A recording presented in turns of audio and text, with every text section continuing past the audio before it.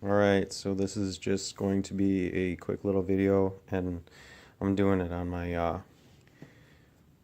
phone because my GoPro isn't, I didn't put the other memory card in it, and it's like midnight, so I'm just beat as hell. But anyway, welcome back to my channel. For all my subscribers on Nature's Jewels, I'm going to be making a new page called Mr. Crawlings. Same stuff. Never mind the noise in the background. You'll see what that is in a minute. But I just wanted to show you guys some really cool things that I kind of did. And everybody knows in the hobby we have to modify things sometimes. So I found this really cool like 3-rack system. And it's got these little clips that keep the drawers from coming out. So if it does tip, it won't come like completely out. So I really like that feature. But then on the inside, it's got these little sliders in the back here. And what I'm going to be using this for is, these are going to be breeding, this is going to be my breeder rack for my mealworms that I like using for terrestrial slings and stuff like that. And in my area recently, they've been in short supply. And it's on wheels too. Loving that. So what I did was, put you inside there. I don't know if it's going to come out right. There you go. A little bit of hot glue and some mesh. I glued the slider in the front here towards the front of the tub, so I can't pull it out as far as I'd like to, but you know, that's the sacrifice.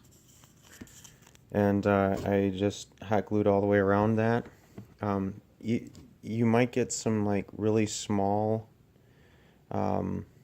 mealworms, like the ones that first hatch might be able to crawl through there and drop into the tub below.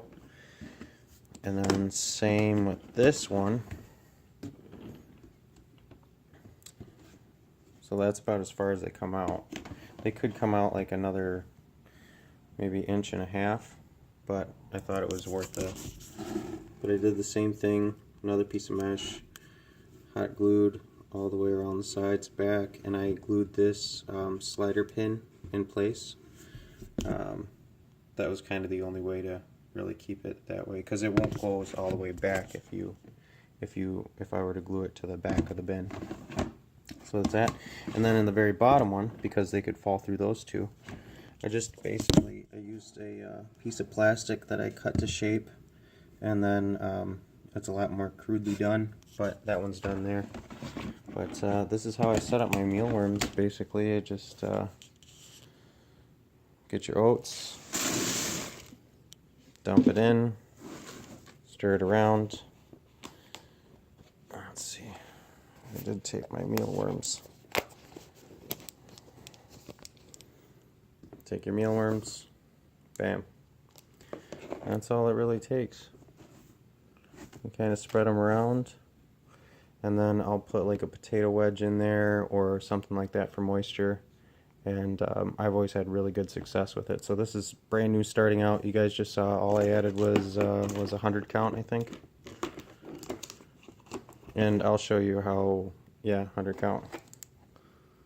How fast they just grow, and then they'll turn into beetles. And but I'll take the beetles only really crawl around on the top. I'll take the beetles out and then put them in this drawer with more oats, and they'll seed that one too. The adults will breed, and yeah, that's it.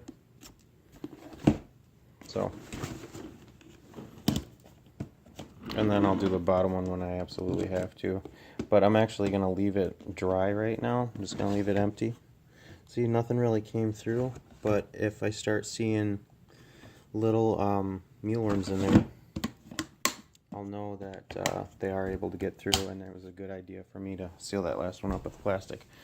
And over here are some really awesome tubs I found from Ziploc. Like I said, forgive the lighting, it's like really late at night. So I used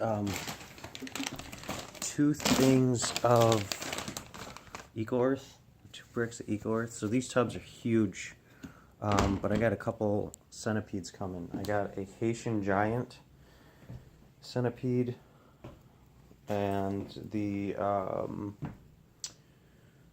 god, I forgot what the other one was. I think it was a Malaysian or something like that. Pretty sure. And I hear the Asian species are a little more dangerous to work with, so I'll be more careful with that. But let's see if there we go. So I got some organic vermiculite. I'm going to add this to the Eco Earth, and I'm going to mix it together, and I'll add some peat moss later on, and I'm going to get some cypress mulch, and then create like this really nice layer.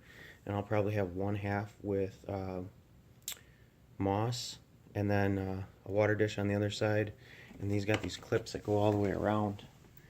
And then another cool feature about these lids is they have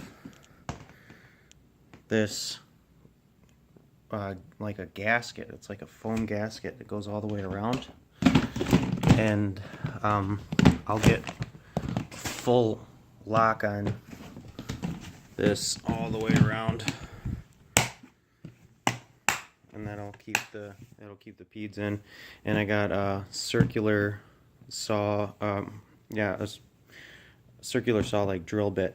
I'm gonna be punching some holes through here, and then I'm gonna flip it over and then use some hot glue and some metal mesh for ventilation all the way around.